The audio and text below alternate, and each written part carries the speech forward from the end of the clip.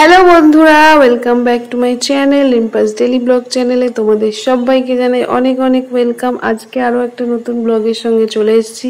তো আজকে হচ্ছে বৃহস্পতিবার। আজকের ভিডিওটা তোমরা দেখতে থাকো, আশা করি ভালো লাগবে।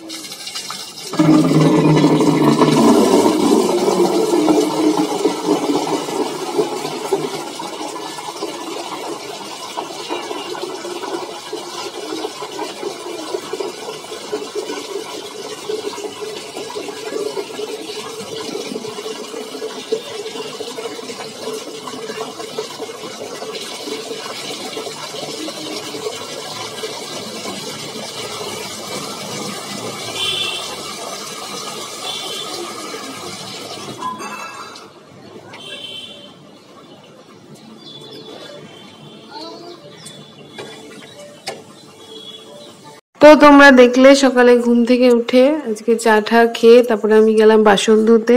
বাসন টাসন ধুয়ে নিয়ে তারপরে রিদ্ধির জন্য স্নান করার জল উঠিয়ে রাখলাম, যেহেতু আমাদের পাম্পের জল প্রচন্ড রোদ্দুরে মানে রোদ্দুর ওঠে, সেই জন্য পাম্পের জল গরম হয়ে যায়। তো ও তো 12টা নাগাদ চান করে, সেই জন্য জলটা তখন খুবই গরম থাকে। তাই আগের থেকে ওর জন্য এক বালতি জল ঠান্ডা থাকতে থাকতে তুলে রাখি, খাটের নিচে রেখে দিই, তাহলে ওটা ঠান্ডা থাকে জলটা।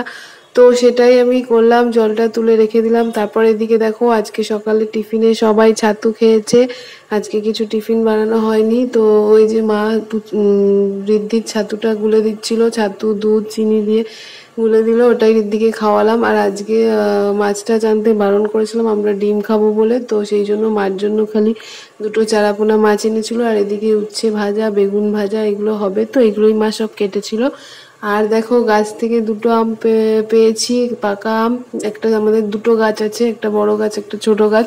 তো ছোট গাছের আমটা হিমসাগর আম আছে, ওটা বেশি মিষ্টি। তো দুটো গাছের দুটো আম পেয়েছি, তো সকালবেলা খাবো বলে কাটছিলাম। আমি তো আম খেতে খুবই ভালোবাসি, তোমরা কারা কারা আম খেতে ভালোবাসো অবশ্যই আমাকে কমেন্ট করে জানিও। তো আমের সিজন আর আম খাবো না সেটা তো হতেই পারে না। আমাদের বাড়ির গাছে প্রচুর আম হয়, কিন্তু এত বড় গাছটা যে পাড়ার জন্য মানে খুব লোকজন উঠাতেও ভয় লাগে, অনেকটা রিস্কি, সেই জন্য আমরা লোক ওঠাই না। যা আম পাই সেগুলোই খাই, আর ছোট গাছের আমটা পারি সেখান থেকে যে কটা পাই সেগুলো খাই। তো এই দেখো আমগুলো সব আমি কেটে নিয়েছি। ছোট গাছের আমটা দেখো আটিগুলো ভিতরে একটু কেমনি হয়ে গেছে দেখতে লাগছে, কিন্তু খেতে কিন্তু একটুও খারাপ ছিল না, খেতে খুবই মিষ্টি ছিল। সেই আমগুলো আমি বসে খেলাম। তখনও আমি টিফিন করিনি, আগেই আমগুলো কিনেছিলাম, কারণ পরে আবার ভুলে যাব খেতে, সেই জন্য দুদিন ধরে আমগুলো রাখা আছে, খাওয়া হচ্ছে না। তো আমগুলো ওই জন্য আগেই কেটে খেয়ে নিচ্ছিলাম। তারপরে আমি টিফিন করে নিয়েছিলাম। তো তারপরে মা এদিকে রান্না করছিল। তো ঋদ্ধিকে আমি এই গরমে ডিম খাওয়াতে চাই না, কিন্তু ঋদ্ধি ডিম খেতে খুবই ভালোবাসে, মানে মাংস মাছের থেকেও ডিম খেতেই বেশি পছন্দ করে, তাই জন্য ওর জন্য ডিম সিদ্ধ করেছিলাম।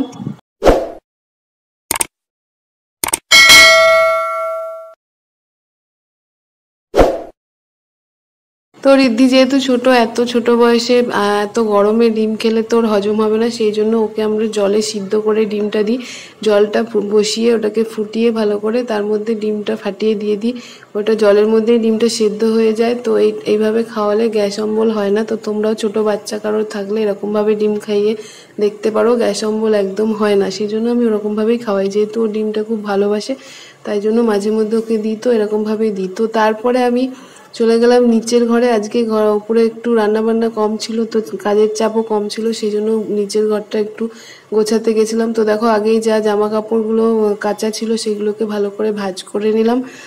ভাঁজ করা হয়নি যেগুলো ছিল সেগুলো ভাঁজ করে নিলাম। তারপরে বিছানার চাদরটা চেঞ্জ করব বলে উঠিয়েছিলাম, তো সেটাই কাঁচা চাদরটা এই যে ভালো করে পেতে নিয়েছিলাম। আর তারপরে একটু মোছামুছি করলাম খাট আলমারি। বেশি টাইম ছিল না, যেহেতু ঋদ্ধিকে আবার দুটোর মধ্যে খাওয়াতে হবে, তাও উপরে কাজটা কম ছিল বলে আমি নিচে গিয়ে ঘরটার একটু পরিষ্কার করে নিলাম। নিচে তো বেশি যাওয়াই হয় না, মানে সকাল থেকে আমাদের যেহেতু রান্নাঘর উপরে, শাশুড়ি মায়ের ঘর উপরে, তো উপরেই থাকি। নিচে খালি দুপুরে শোয়ার সময় যাই আর রাত্রে শোয়ার সময় যাই, আর সেই জন্য মাঝে মধ্যে গিয়ে পরিষ্কার করি। বেশি একটা নোংরা হয় না নিচের ঘরটা, যেহেতু বন্ধই থাকে।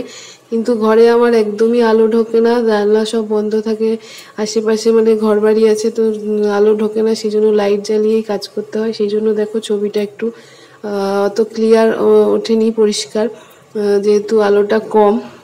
তো যাই হোক, বিছানার চাদর টাদর পেতে সব গুছিয়ে তারপরে আমি একটু আলমারিটা আর ঘরটা আগে ঝাড় দিয়ে নিলাম, তারপরে আলমারিটা আর ড্রেসিং টেবিলটা একটু মুছে নিলাম।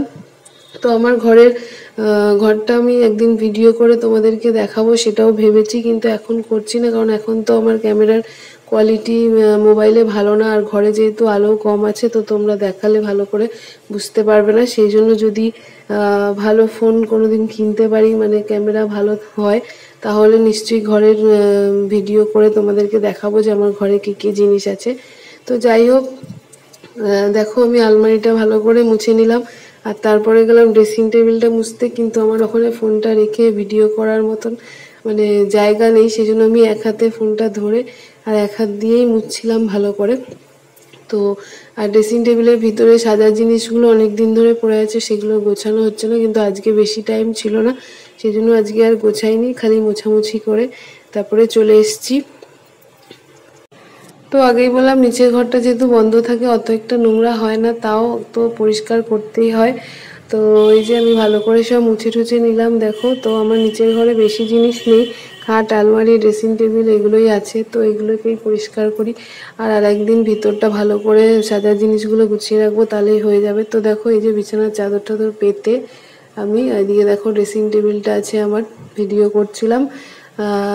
আর এদিকে আলমারি আছে জানলার দিকে, তো এগুলোই সব মোছামুছি করে তারপরে আমি উপরে চলে আসলাম।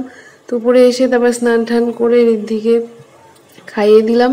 ঋদ্ধির খাওয়ার টাইম হয়ে গেছিলো। তো আজকের ভিডিওটা এতটুকুই, ভালো লাগলে লাইক কমেন্ট শেয়ার করে দিও, আর চ্যানেলটা সাবস্ক্রাইব করে আমার পাশে থেকো। সবাই খুব ভালো থেকো, সুস্থ থেকো, টাটা বাই বাই।